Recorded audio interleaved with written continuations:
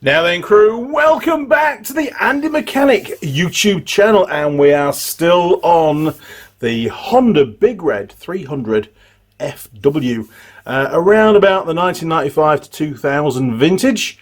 This is a brilliant example of this awesome ATV.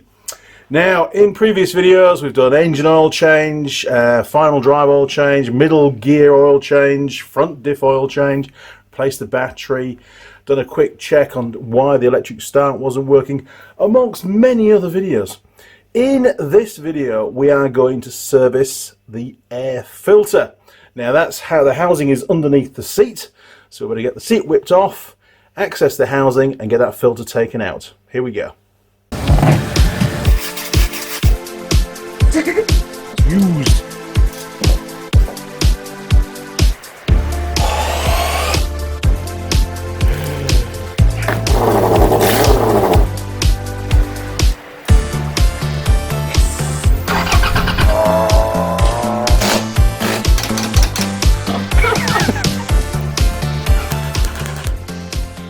You don't paint something without warping. Honestly.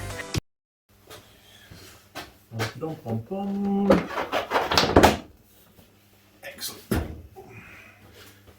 This is the air filter housing, and to remove the cover, just clip back the 4 little spring clips, and then you can remove the cover and put it out of the way. There we go. Now, wow, that air filter looks pretty damn clean, to be fair. We've got a screw at the back to remove, and there's a hose clamp at the front. It's pretty well secured into place, actually. I do like this. A lot of modern ATVs have you just push the air filter in, it sort of locks into position. It's not quite as positive as this one. So we'll undo this clamp at the front.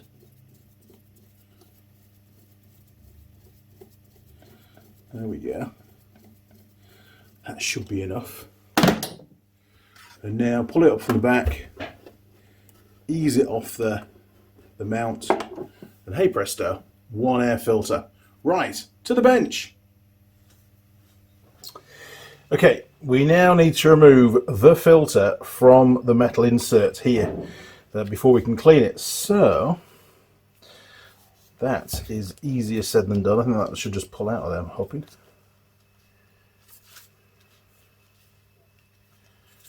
Oh wow, all the oil is right down the bottom of the filter. Look at that. It's time for some blue roll before we go any further. Sorry, Tank Tools Matt, wasn't expecting that much oil down the bottom. There we go.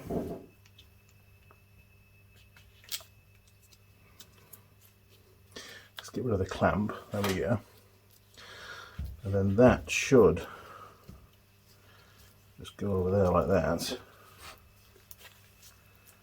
They're all a bit different. There we go. But I want to get this piece off. I have to remove this. It looks to me like it's threaded.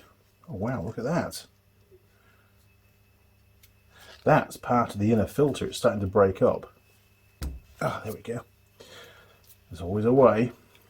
There we are. Right, so that just winds off. It's on a M6 thread, and now we can get the actual filter element removed from the inner piece. That's going to need a bit of a wash and some petrol. But hey, look at this. The inside of the filter is all breaking up due to age, and this is quite an old bike. So I can't really go any further with this. There's no point in servicing this filter. And it's got a tear in it there, look, as well. So it's just falling apart, look, isn't it? The filter's compromised. How the hell are you going to fix that now, Andy? Right, clearly the customer needs a new air filter. That one is massively compromised. It's all falling apart as the foam. So I'll get the customer to buy a new genuine air filter if he can. If not, it'll need to be an aftermarket one, which is what I suspect this one is. Well, I'll show you how to oil it up. We'll do that here in the workshop on the new filter, and then we'll go out on farm and fit it. Because I can't do it here because the bike's got to go back to Auckland on Monday. Bugger. In the meantime, here's a message from Tour Girl Holly. Now then, crew, Tall Girl Holly here. Don't miss the next live stream, 8:30 AM Sunday. Thanks, Holly. Right, I'm back. It's another week later, and we have a brand new Honda air filter. Now, just so happens to have that number stamped on the outside, so it may well be that the original filter that's in the bike is actually a genuine Honda filter. It's just really, really old. I actually made the assumption that because it had a number printed on the foam, it was going to be an aftermarket filter, so my apologies. I'm hoping this is the right one. If it is, here's the part number. There you go, look, hopefully you can see that, it's not too bright for you. And I will read it out. It is 17254-HC5-900. There you go, one more go, all yours. Okay, so when I finished filming earlier on, I obviously put the air filter back together and put it back in the bike, just in case somebody came in and tried to start it. Better than no filter at all. But I'll whip it back out, and I'll show you how to oil up the new filter and prep it, and then we'll install it on that cage and get it back in the bike. Here we go. Right, go and grab yourself some reputable air cleaner oil and a tub, because we're going to need that to work it into the foam. That'll do. Perfect. New air filter time. I always like new parts, especially when they're genuine.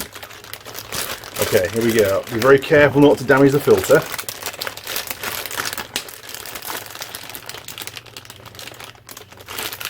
There we go. And I'm hoping this is the right one, because we've opened the bag now. A couple of things to check. Has it got the spigot on the end? It has. That's where that metal bracket fits. We'll be fitting that bit later on. And then we've got the old filter here, which I took all the inside out because it was just falling out. And is that diameter the same as that one? What do you reckon? Looks about right, doesn't it? I think we'll go with that. Yes. And that's got 10423 on the outside. And this one has got 12307, a different number. It's the same length, same diameter. It looks the same. Maybe it's been superseded. Who knows? But I reckon it'll do the trick. Hopefully. Okay, now this filter is not like some which are all foam. This has got a plastic end to it here, which is rubberized sort of end to it. It is flexible, and the same at this end. But you can't just chuck it in the liquid, in the oil, in the same way, and then scrunch the whole thing up and wring it out, because chances are you'll tear the actual bonding between the foam and the rubberized stuff at the end. So we just need to work it in and then try and get some of the oil out. You don't want it dripping in oil. It needs to be just coated, because remember, the air has to flow through this, and the more oil that's in the foam, the more restriction to airflow there is, and you might find that either the bike won't start at all, or when it does, it will run ridiculously rich and not want to idle. And too much oil is a bad thing. So this is how I do it. Here we go. Now, before you start, get yourself plenty of blue roll or rags or something, because this gets real messy. Okay, so I'm just gonna basically dip the filter in and roll it round like that. Don't be too concerned if you don't get all the bits. I'm not, I'm just dabbing it in. I'm not sort of allowing it to soak up tons, although there will be lots in there. And then I'll put my fingers inside and I'm trying not to move the edges too much. I don't want to break any of that bonding. It should be quite resilient, but you've just got to be a little bit cautious of it. And just make sure that the whole filter has got oil in the foam first of all, and then we'll ooze some of it out, because at the moment there is too much oil in that filter. It doesn't need that much. It's just there to catch the dust and lock it into the filter for when it can get serviced next time round.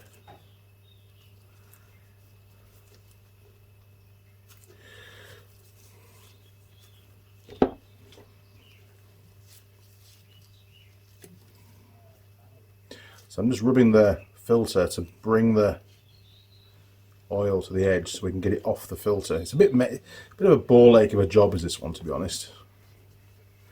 Some of the ROVs that I do are much easier to do because the whole thing is just foam. When you're washing these filters, and this is what might have happened with the last one, don't wash them in petrol, because the petrol can cause the bonding here, the glue, to fail.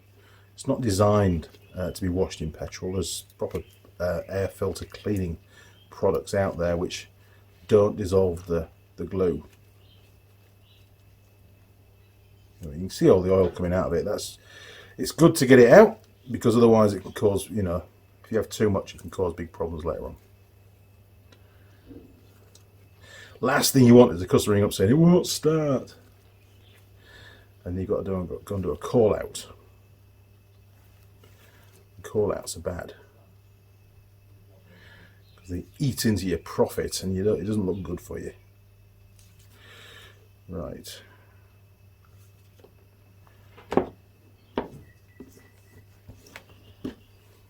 You can also get, which is actually would have been better for this particular application, is an aerosol type spray that will spray the oil on. So you can just spray on enough. Whereas with this particular method, where you dip in it, you end up having to squeeze most of it back out again, which is a bit of a pain. Right, I think we've got most of it out now that we need to get out. I'm just going to try and unify it across the surface of the foam now.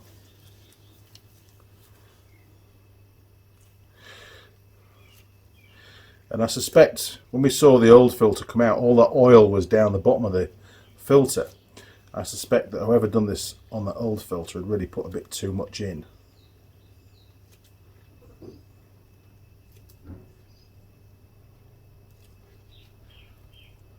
I mean, it ran all right, but it had a lot of oil residue at the base of the filter. And I mean, essentially that part of the filter was doing nothing because it was so blocked with oil.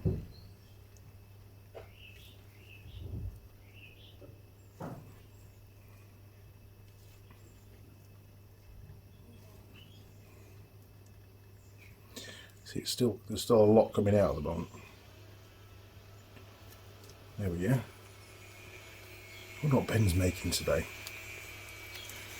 He's always making something. Right, I reckon that'll do the trick. Okay, so we'll put that over to one side on a bit of blue roll for now. And we'll get rid of this. Don't need this anymore.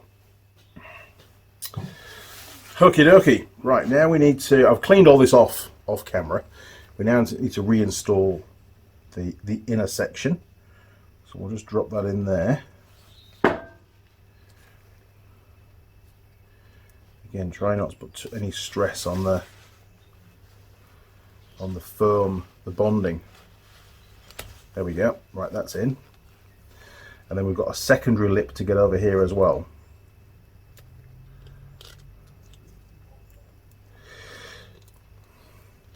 A flat screwdriver would work really well, but you have to be so careful not to tear the foam. This is the problem. So, and of course everything's mighty slippy at the moment.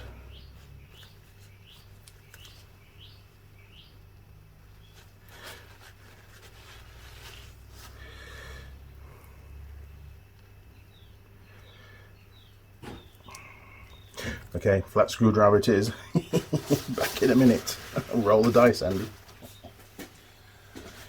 Okay, I've chosen the posi drive screwdriver just to help a little bit. So I'm just going to put that under there, and just like when you fit tyres, I'm just going to ease it over there, look, just to get it started.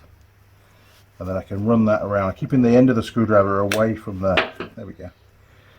That's it, that's what we needed, just that start. Perfect. Okie dokie. Right, lastly, we've got to get that spigot through the end. There we are. Nice. I'm just going to wipe off some of that excess because we don't need all that. It's doing nothing on there. It's just being messy. And no, I'm not going to use brake cleaner because then it'll run down and dissolve possibly the air filter, and it's going to you know, take some of the oil out, which we don't want.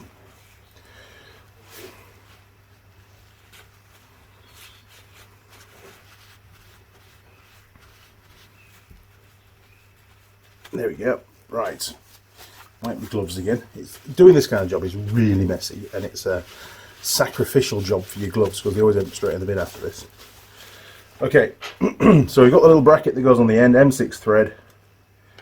That pops on there and just screws in. There we go. Now you can hold the metal piece and just nip it up. It doesn't need to be massively tight. It's just holding the air filter in place like that on the bike.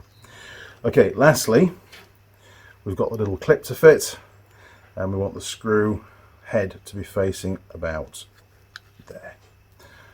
Excellent. Right, to the bike. Just before we do, one last thing I want to show you. You get a bit of blue roll and some brake cleaner, and where the filter connects onto the plastic airbox, I just want to remove the actual glue. So we'll take that back off again. Good job, Andy, doing jobs twice. And just remove all of the oil from around the inside of there, because I want to make sure that it has plenty of grip and not slippy. Don't want it slipping off onto the airbox. So we'll do that one more go. It looks pretty good now, but I'll do one more go just to make sure, because with all that oil on there, it's going to cause it to be quite slippy, and it could potentially come off. There we go. Just run that round again. Nice. And I'll do the same thing with the airbox as well. I'll do that off camera. I'll just clean that spigot with some brake cleaner and a fresh rag. Okay, airbox is all cleaned out. It was disgusting in there. So now if we offer that in, and then the actual filter itself goes over the outside. Steel bit goes on the inside, and the filter element goes over the outside. Oh, there we go, look. Nice. Okay, put the screw back in first. And that will hold everything in place for us. There we go, snug it up, and then we'll just bring that clamp back up here, and we can tighten that clamp.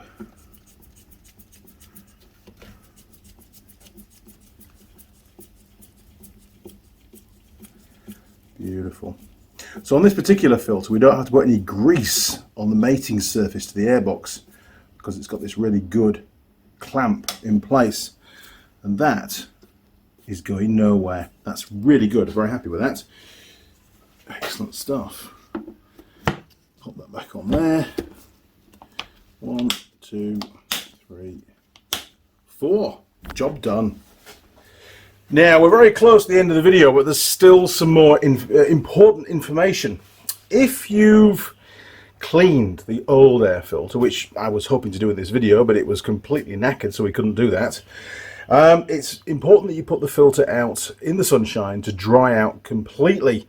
Often the filter cleaners are highly flammable, and I've come across occasions, not myself, but people that I know, technicians that I know, that have not properly dried the air filter and just gone to oil it up and stick it back in as part of the service, and then continued on with other parts on the bike, doing the brakes, whatever, and maybe an hour, 2 hours pass. They might even be working outside in the sunshine, and the flammable liquid that's on the air filter element then warms up and turns into a gas and fills the airbox with flammable gas. And then they come to try and start the bike at some point in the future, and should it pop back through the carb, should there be a backfire through the carb, it ignites that gas and it blows the airbox to smithereens. It can happen. I know of at least 2 occurrences of exactly that scenario. And when I've said to the technician, hey, did you do the air filter and then leave it for a while and then start the bike? Were you outside in the sunshine? Yes. Okay, so as soon as you fit the air filter, like we've just done now, you should start the bike and get it running and idling and up to temperature, just to draw any additional oil through that filter it needs to. It cleans out any remaining cleaning agent from the filter and just burns it in the engine as it goes through. Otherwise, you're going to get an enormous explosion, and it's going to get very expensive. So, top tip, don't do the air filter, fit it, and then leave the bike for a long period of time, especially out in the sun or on a hot day, because it creates a lot of flammable gases inside the airbox that can ignite. Top tip. Right, let's get it fired up.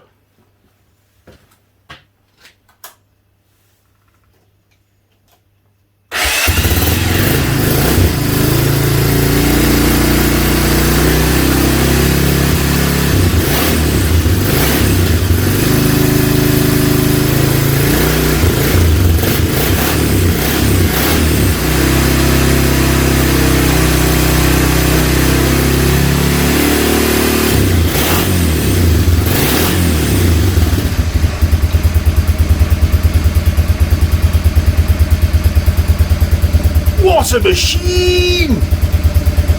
Runs like a dream, doesn't it? Top piece of kit. Okay, crew, well, let me turn it off. You guys can leave yours running for a bit longer, but that one started straight up.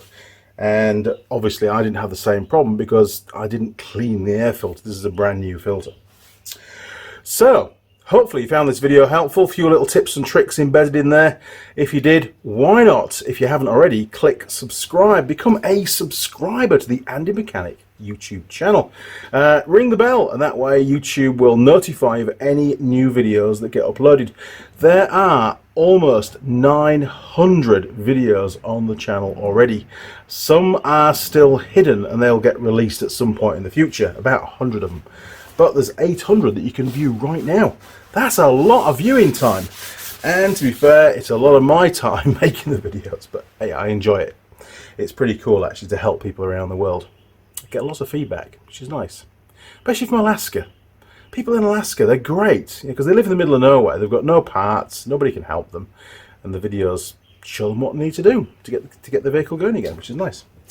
What else? Well, you'll find me on Facebook, Andy Mechanic. You can go and peruse my Facebook page and send me a message from there if you like.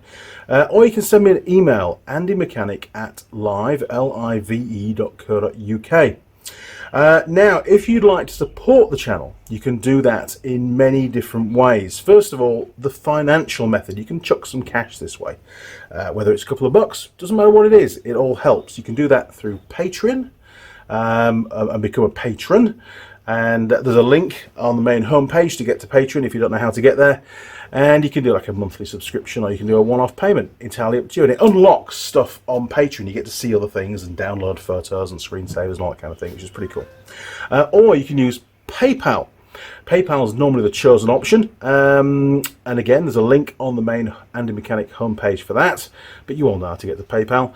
The email address that you need to send the cash to is the same, andymechanic@live.co.uk. And now don't click donation. Things have changed in recent years, and I would need to be a bona fide registered charity to be allowed to use the donation feature of PayPal. I'm not. I'm just a guy that makes videos on YouTube and does a few other bits and pieces as well. So you'll have to send it as a payment. That's easy to do. And well, those that have already, thank you very much. Those that are about to do that right now, really appreciate it. And those that will do it in the future, thank you again. That cash helps to make more videos in the future. It all gets rolled back into the channel. Now, if cash isn't your preferred method of support for the channel, that's fine. You could share a video on your social media, choose one that you like, that you think will be useful to other people, and just put a link. And that gets a few more people through the YouTube channel and gets to see the videos and helps a few more people out. The other option is you can post something to me. I have a PO box in Auckland, and that's Andy Mechanic, and it's PO Box 6265, and that's Auckland Street, sorry, not Auckland Street, Victoria Street West, and that's in Auckland, and the postcode is 1142. and anything that gets sent through usually ends up on one of the live streams. It gets showcased. So again, those that have, and there's been some pretty nice tools sent over, to be fair, which we've got, very much appreciate it. It all helps. It all goes into the big pot of helping to fund and assist with the future videos. So there you go. That's it. Another video in the can, and I've got one more video to do on this bike before it has to go back to Auckland tomorrow morning. Okay, crew. Well, thanks for watching. Cheers. Over and out.